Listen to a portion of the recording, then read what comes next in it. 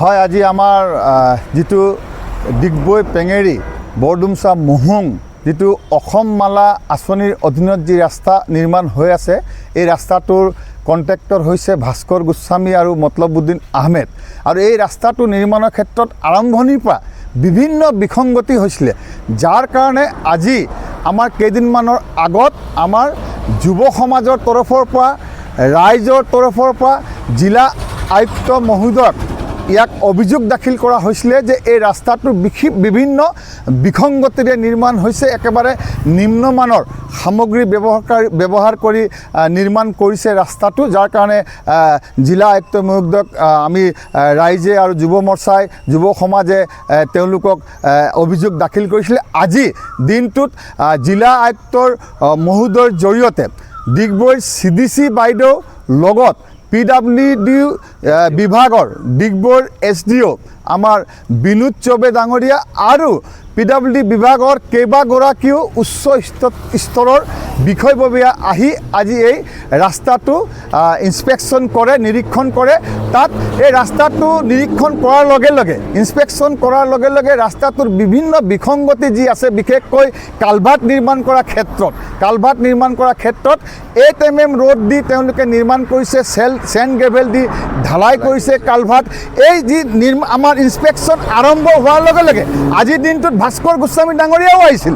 এই ইনস্পেকশ্যন আৰম্ভ হোৱাৰ লগে লগে ভাস্কৰ গোস্বামীৰ যি দুৰ্নীতি পোহৰলৈ আহিলে, লগে লগে আমাৰ প্ৰশাসনৰ বিষয়াসকলে দেখা পালে দুৰ্নীতি, ভাস্কৰ গোস্বামীয়ে লগে লগে সেই স্থান এৰি পলায়ন কৰিলে, তেওঁ তাৰপৰা পলাই গুচি গ'ল। তাৰ লগে লগে আমাৰ বিভাগীয় কৰ্তৃপক্ষ যিসকল CDC বাইদেউ আৰু আমাৰ PWD বিভাগৰ SDO বিনোদ চৌবে আৰু উচ্চ স্তৰৰ বিষয়ববীয়াসকলে ইনভেষ্টিগেশ্যন কৰি গ'ল, ইনস্পেকশ্যন কৰি গ'ল। যিটো ৰাস্তাত যিটো আজি আপোনালোকে সঁচা ৰাস্তাটো যিটো WMM কৰিব লাগে ব্ৰকেন ষ্ট'ন দি, কিন্তু WMM কৰিছে তাত আপোনাৰ চেণ্ড গ্ৰেভেল দি কিনে ৰুলাৰ চলাই তাৰ ওপৰত কাৰ্পেটিং কৰি দিলে। তাৰমানে লগে লগে তাত বিসংগতিটো ওলাই পৰিলে, আৰু সেইটো প্ৰত্যক্ষ CDC বাইদেউ আৰু PWD বিভাগৰ সকলোৱে প্ৰত্যক্ষভাৱে তেওঁলোকে তাত দেখিছে।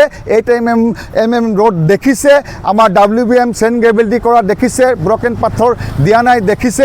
আৰু এই ৰাস্তাটো আচলতে একেবাৰে আমাৰ যদি আমি চাওঁ, এই ৰাস্তাটো বহুত এটা উল্লেখনীয়, আমাৰ কাৰণে এটা উল্লেখনীয় ৰাস্তা, কাৰণ এই ৰাস্তাটো একেবাৰে আমাৰ অৰুণাচলৰ পৰা লৈ দিল্লীলৈকে এটা কানেক্টিং ৰাস্তা। আৰু এই ৰাস্তাটোৰ কাৰণে আমাৰ স্থানীয় বিধায়ক সুৰেন ফুকন ডাঙৰীয়াই আৰু মাৰ্ঘেটা সমষ্টিৰ বিধায়ক ভাস্কৰ শৰ্মা ডাঙৰীয়াই আমাৰ জনপ্ৰিয় মুখ্যমন্ত্ৰী ডক্টৰ হিমন্ত বিশ্ব শৰ্মা ডাঙৰীয়াক অনুৰোধ কৰিছিল এই ৰাস্তাটো নিৰ্মাণ কৰাৰ কাৰণে। আৰু ডক্টৰ হিমন্ত বিশ্ব শৰ্মা ডাঙৰীয়াই অসম মালা আঁচনিৰ অধীনত এই ৰাস্তাটোৰ নামত 133 কোটি টকা আবণ্টন দিছিল, কিন্তু 133 কোটি টকাৰ আজি যিটো ৰাস্তা নিৰ্মাণ হ'ব লাগে, ৰাইজে এই ৰাস্তাটো পোৱা নাই। আৰু এটা ডাঙৰ কথা, এই ৰাস্তাটো আগতে এই ৰাস্তাটোৰ মাজত 8.5 কিলোমিটাৰ পেভাৰ ব্লকেৰে নিৰ্মাণ কৰা এটা ৰাস্তা আছিল। এই 8.5 কিলোমিটাৰ পেভাৰ ব্লক উলিয়াই আমাৰ ভাস্কৰ গোস্বামী আৰু এই মতলবুদ্দিন আহমেদে এই পেভাৰ ব্লক উলিয়াই তেওঁলোকে পেভাৰ ব্লকখিনি তেওঁলোকে আজি চৰকাৰী কৰ্তৃপক্ষক জমা কৰিব লাগে, কিন্তু তেওঁলোকে চৰকাৰী কৰ্তৃপক্ষক জমা কৰা নাই, তেওঁলোকে এই পেভাৰ ব্লকটো বিকি দিলে। আজিৰ দিনটোত এই পেপাৰ ব্লকৰ মূল্য হৈছে 1,90 লাখ টকাৰ পেপাৰ ব্লকৰ মূল্য। গতিকে আজিৰ দিনটোত আমি সকলোৱে সুখী যে জিলা প্ৰশাসনে CDC বাইদেউৰ জৰিয়তে আজি এই ৰাস্তাটো আমাৰ ইনস্পেকশ্যন কৰিছে, আৰু যথেষ্ট গাফিলতি ওলাইছে। এই ৰাস্তাটো নিৰ্মাণ কৰা আৰম্ভণিতে 2জনকৈ নিৰীহ ব্যক্তিৰ ৰাস্তাটোত মৃত্যু হৈছিল। ভাস্কৰ গোস্বামী আৰু মতলবুদ্দিন আহমেদে নিৰ্মাণ কৰা ৰাস্তাত বিভিন্ন অঘটন হৈছিল, ছাত্ৰ ছাত্ৰীৰ অঘটন হৈছিল, ৰোগী বেমাৰীসকলৰ অঘটন হৈছিল, বিভিন্ন বিসংগতি। গতিকে আজিৰ দিনটোত আমি ৰাইজ আৰু যুৱ সমাজ সঁচাকৈ সুখী যে আজি এই ইনস্পেকশ্যন যিটো হৈছে, ইয়াৰ জৰিয়তে যিসকল দোষী ভাস্কৰ গোস্বামী আৰু মতলবুদ্দিন আহমেদ আৰু PWD বিভাগৰ যদি বিষয়ে ইয়াত কোনোবা জড়িত হৈ আছে, তেওঁলোককো উচিত শাস্তি দিবৰ কাৰণে আমি প্ৰশাসনক অনুৰোধ জনাইছোঁ।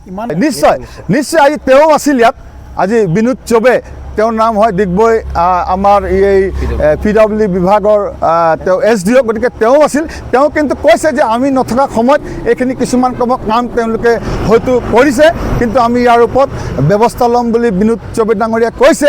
আৰু তেওঁ আগতেও লিখিত পঠিয়াইছোঁ বুলি কৈছে। আৰু উচ্চ স্তৰৰ PWD বিষয়ববীয়াসকল আহিছিলে, তেওঁলোকেও জনাইছে যে আগতেও আমি লিখিতভাৱে জনাইছিলোঁ যে এই ৰাস্তাটো নিৰ্মাণ কৰাৰ ক্ষেত্ৰত গাফিলতি হৈছে, নিম্নমানৰ সামগ্ৰী ব্যৱহাৰ কৰিছে বুলি তেওঁলোকে কৈছে। আৰু আমিও আজি আপোনালোকক দাবী জনাব বিচাৰিছোঁ আপোনালোকৰ চেনেলৰ মাধ্যমেৰে যে এই ৰাস্তাটো চৰকাৰৰ এজ পাৰ এষ্টিমেট মতে নিৰ্মাণ হ'ব লাগে, এজ পাৰ চৰকাৰৰ ড্ৰয়িং মতে নিৰ্মাণ হ'ব লাগে, আৰু ৰাইজে এটা সুন্দৰ ৰাস্তা পাব লাগে যাতে সুন্দৰকৈ যাতায়াত কৰিব পাৰে। आप देख रहे हैं ABPN न्यूज।